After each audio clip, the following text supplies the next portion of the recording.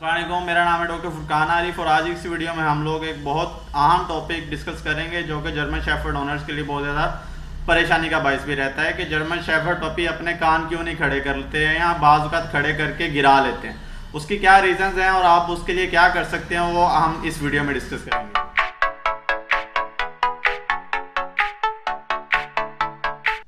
तीन major reasons हैं जो कि जर्मन शेफर्ड पपी के कान जो है ना गिरने की वजह हो सकती है। पहला, पेडिग्री। अगर उसके पेरेंट्स में माँ या बाप में से किसी के भी कान गिरे हुए हैं तो चांसेस ये हैं कि जर्मन शेफर्ड पपी अपने कान खड़े नहीं करेगा, क्योंकि जर्मन शेफर्ड पपीज़ के 50% करैक्टर्स उसके मदर से आते हैं और 50% करैक्टर्स उसके फादर से ट्रांसमिट होते हैं। अगर दोनों में से किसी एक में भी वो डिफेक्ट है कि उसके कान गिरे हुए हैं तो 50% चांसेस हैं कि वो भी अपने कान खड़े नहीं करेगा।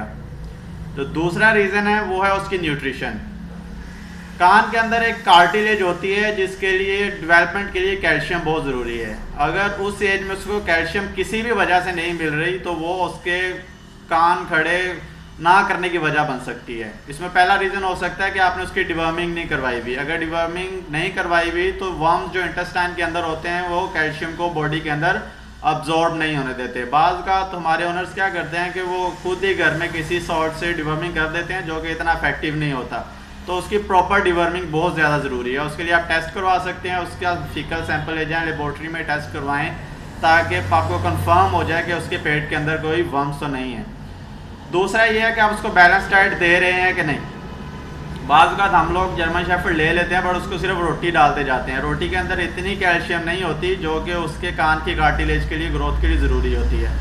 तो ज़्यादा ज़रूरी ये है कि जब तक आपका पपी 6 महीने तक का नहीं हो जाता उसको अच्छी कोई भी diet, Royal Canin, Taste of the Wild, Proline या कोई भी एक बैलेंस डाइट दें ताकि उसको प्रॉपर न्यूट्रिएंट्स मिलते रहें। तीसरी वजह कि आपका पपी किसी सीवियर बीमारी में तो मुब्तला नहीं हो गया था 6 महीने के दरमियान में, लाइक पार्वो एक ऐसी बीमारी है जो कि इंटेस्टाइन को तबाह कर देती है। इंटेस्टाइन के अंदर से कोई आप जो भी चीज़ उसको देंगे इंटेस्टाइन के अंदर से अब्जॉर्ब नहीं होगी। अगर आपके पपी को पार्वो है या पार्वो रही है तो चांसेस ये हैं कि उसके कान खड़े करने में वो एक मसला हो सकता है, क्योंकि उस फेज़ में उसके इंटेस्टाइन से कैल्शियम अब्जॉर्ब नहीं हुई है।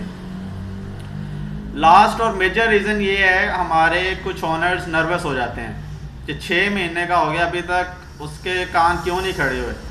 तो उसमें ये है कि 6 महीने तक बाज़ का जर्मन शेफर्ड अपने दांत रिप्लेस कर रहे होते हैं, उनके जो मिल्क टीथ होते हैं वो रिप्लेस होकर परमानेंट टीथ में शिफ्ट होते हैं। 6 महीने तक अगर आपका जर्मन शेफर्ड कान खड़े नहीं करता तो उसमें कोई परेशानी वाली बात नहीं है, हैरानी वाली बात नहीं है। अगर आपने कोई ऑप्शन लेना है या उसके लिए कुछ करना है तो 6 महीने के बाद उस ऑप्शन को कंसिडर करें।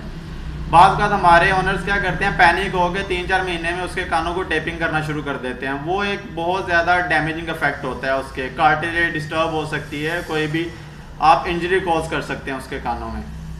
तो इसके लिए आप क्या कर सकते हैं, अगर आपका जर्मन शेफर्ड कान खड़े नहीं कर रहा 6 महीने तक तो आपको कुछ नहीं करना चाहिए। मैं तो अभी ये सजेस्ट करूँगा 6 महीने के बाद एक टेपिंग का ऑप्शन अच्छा ऑप्शन है जो आप कंसिडर कर सकते हैं। अगर उसके बाद भी 7 से 9 महीने तक आपका जर्मन शेफर्ड कान खड़े नहीं करता तो चांसेस यही हैं कि वो सारी ज़िंदगी अपने कान खड़े नहीं कर पाएगा।